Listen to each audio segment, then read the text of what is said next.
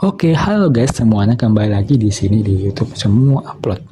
Jadi pada kesempatan kali ini kita sini akan menjelaskan tentang kata-kata pengenalan dalam bab 3 metode penelitian juga rancangan percobaan yang wajib kalian pahami guys sebelum kalian memulai skripsian.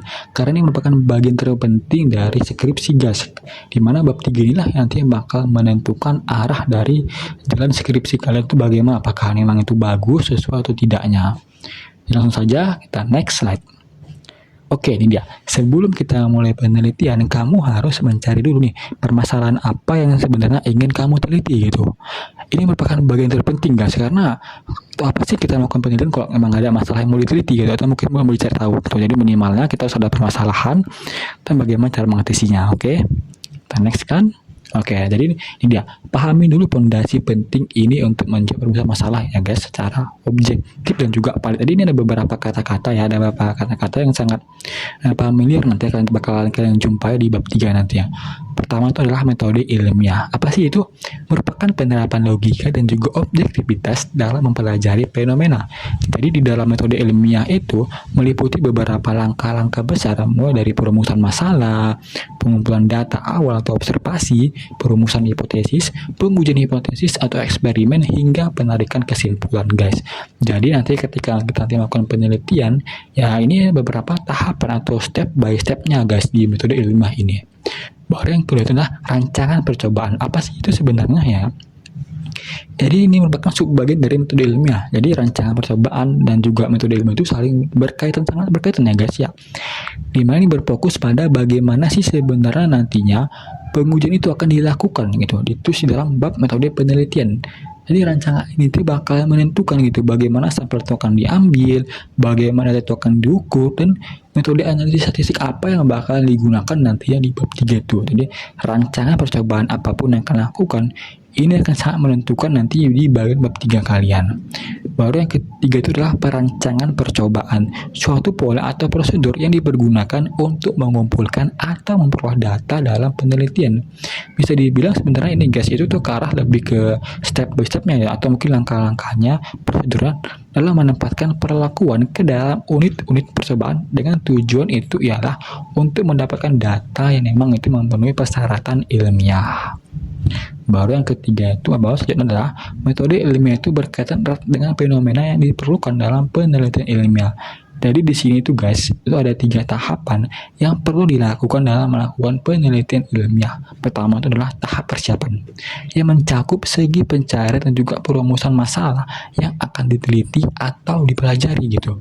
Jadi sebelum kita lakukan penelitian, kita harus lakukan persiapan dulu gitu kan, persiapan dulu, mencari masalah apa yang mau kita teliti atau mau kita rumuskan. Di sini tahapannya itu. Baru yang kedua adalah tahap pelaksanaan dengan tujuan untuk mengumpulkan data fakta yang memang itu sesuai dengan topik yang permasalahan yang akan kita angkat atau kita bahas nantinya gitu. Tadi kita kan telah mencari masalah nih. Terus adalah kita cari dulu data atau mungkin fakta-fakta apakah memang masalah ini itu memang perlu dicari atau memang perlu dibutuhkan gitu. Baru yang ketiga adalah tahap pengolahan atau analisis datanya. Dan memang ini ditujukan untuk membuat kesimpulan dari semua hasil yang telah kita teliti tadinya guys ya. Oke, kita next. Penelitian ilmiah itu sangat diperankan oleh keberadaan dari statistika gitu. Jadi semuanya itu baik itu data kuantitatif maupun itu kualitatif itu juga sangat membutuhkan yang namanya itu statistika ya guys. Jadi nggak ada penelitian yang tidak berkaitan dengan nama itu statistika gitu. Jadi secara garis besar peran statistika dalam penelitian ilmiah itu sangat penting, yang meliputi tadi bagian deskriptifnya, di mana pada statistika deskriptif ini itu merupakan mereduksi jumlah data yang besar menjadi jumlah data yang lebih kecil gitu. Yang dimana nantinya itu jumlah data kecil ini tuh sebenarnya digunakan untuk memberi ciri atau karakteristik dari jumlah data yang besar tadinya gitu. Seperti contoh tabel di samping ini, teman-teman lihat kan, dimana pada data-data tabel-tabel tersebut itu bakal kita reduksi menjadi sebuah bagan atau mungkin tabel atau mungkin nantinya tuh kayak lingkaran di samping itu, dengan tujuan adalah untuk mempermudah kita membaca data nantinya di bagian bab 4 kita nantinya, itu di bagian hasil dan pembahasan. Baru yang berikut adalah statistika analisis, di mana ini digunakan ya guys ya untuk memperoleh jawaban tersebut apakah sebenarnya sejumlah data itu mengikuti sebaran tertentu atau tidak. Nantinya jika diketahui terdapat 2 atau lebih sampel, maka disitulah nantinya analisis dapat menunjukkan jawaban apakah sampel-sampel tersebut berasal dari populasi yang sama atau tidak gitu. Jadi ini merupakan bagian yang penting ya guys untuk menentukannya. Baru yang ketiga adalah peramalan. Jadi sesuai dengan namanya ya guys ya. Jadi di mana peramalan ini itu dapat menentukan keadaan yang akan datang berdasarkan keadaan yang sudah terjadi atau bisa juga untuk memprediksi kejadian yang akan datang nantinya gitu. Nilai ataupun kondisi di masa yang akan datang. Dan catatan itu dia bakal menganalisis terlebih dahulu data historis yang ada di masa lampau. Jadi kita sebenarnya nggak main tebak-tebakan itu. Jadi ya tetap mengacu pada data yang sudah ada sebelumnya. Oke, selanjutnya ini adalah beberapa kata-kata dasarnya guys ya. Mungkin harus kalian pahami terlebih dahulu gitu sebelum ketika kalian nantinya memulai penelitian, di mana pahami dulu sebenarnya pendekatan penelitian kalian itu dalam segi apa sih gitu kan. Apakah itu kuantitatif, di mana itu memandang realitas sebagai suatu yang konkret, terukur dan juga objektif, atau itu penelitian itu sebenarnya kualitatif gitu, memandang realitas sebagai hasil konstruksi sosial yang mendalam gitu. Jadi fokus pada pemaknaan fenomena melalui kata-kata juga narasi. Oke, mungkin sederhana gini. Kalau itu kualitatif itu lebih fokus pada angka dan juga statistik, tapi kalau itu kualitatif itu lebih berfokus pada kata-kata juga narasi gitu. Itu sederhananya ya guys ya. Selanjutnya itu adalah pahami gitu, sumber data apa yang kalian gunakan itu dari mana hasilnya gitu. Ada yang pertama itu data primer, data yang diambil langsung oleh peneliti dari sumber pertama gitu, melalui wawancara, observasi, atau kuesioner gitu. Artinya ya kalian langsung gitu jumpai orang tersebut, orang yang bersangkutan tersebut melalui wawancara atau observasi. Atau itu data sekunder, data pendukung yang memang itu sudah ada ya kan dari jurnal sebelumnya, dokumen perusahaan, atau mungkin laporan yang sudah ada, terus kalian ambil gitu sebagai acuan atau sebagai rujukan kalian gitu. Selanjutnya itu adalah pahami dulu gitu unit tempat pengukuran variabel kalian itu dilakukan menggunakan apa gitu. Apakah itu menggunakan variabel bebas, independen, atau X, di mana itu merupakan faktor yang memang itu dimanipulasi atau diubah-ubah oleh peneliti. Misalnya itu kayak konsentrasi larutan nih, kalian menggunakan larutan apa gitu, maka dia menggunakan variabel bebas ya guys. Baru itu adalah variabel terikat atau dependen atau Y gitu.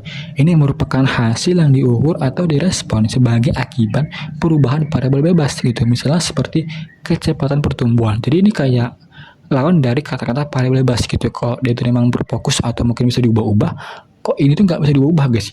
Ya itu udah tetap gitu lah. Ada ketetapannya. Baru yang ketiga adalah variabel kontrol. Ini merupakan faktor yang disamakan atau dikendalikan agar tidak mempengaruhi hasil akhir nantinya. Yang dimana ini bakalan menjamin perubahan pada Y benar-benar dari X. Jadi sebenarnya ketiga hal itu sebenarnya juga saling berhubungan, tapi tergantung dari pilihan apa yang akan kalian gunakan nantinya. Selanjutnya itu adalah beberapa unsur-unsur utama dalam perancangan percobaan. Nah ini dia guys, jadi kalau misalnya kita melakukan percobaan, ada beberapa unsur-unsur yang sangat penting sekali untuk kalian gunakan nantinya. Pertama adalah ulang atau replikasi. Ialah suatu perlakuan yang terjadi lebih dari satu kali atau menempati lebih dari satu unit percobaan. Oke. Jadi sebenarnya dalam ini tugas itu sangat wajib sekali kalian itu menggunakan nama itu ulang atau replikasi gitu. Dimana biasanya dalam penelitian itu wajib ada 3 kali ulangan gitu. Agar apa? Jadi agar data yang kalian gunakan nanti itu tidak error atau tidak rusak gitu, atau bukan tidak jadinya kesalahan gitu.